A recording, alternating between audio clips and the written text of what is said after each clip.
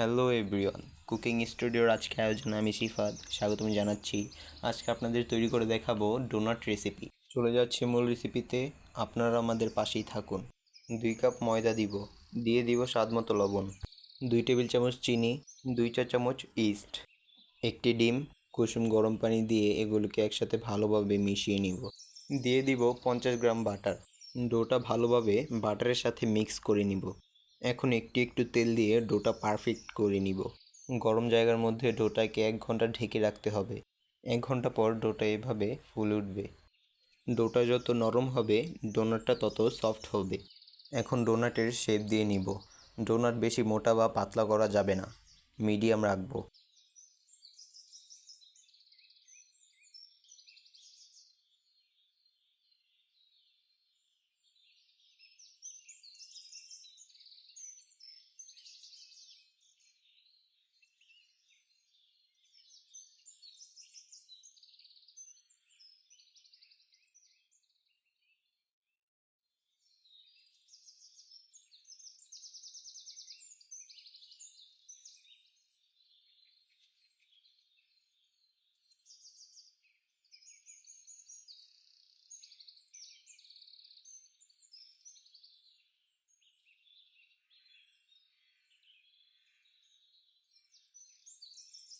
Donut অবশ্যই ডুবো তেলে ভাজতে হবে।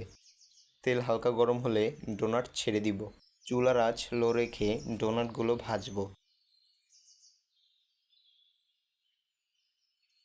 ডোনাট গোল্ডেন কালার হয়ে আসলে নামিয়ে ফেলবো। এরপর চকলেট গানাশ দিয়ে ডেকোরেশন করে ফেলবো।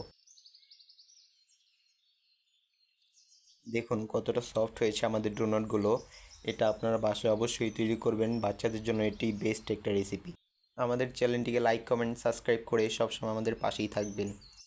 ভিডিওটি দেখার জন্য আপনাদের ধন্যবাদ।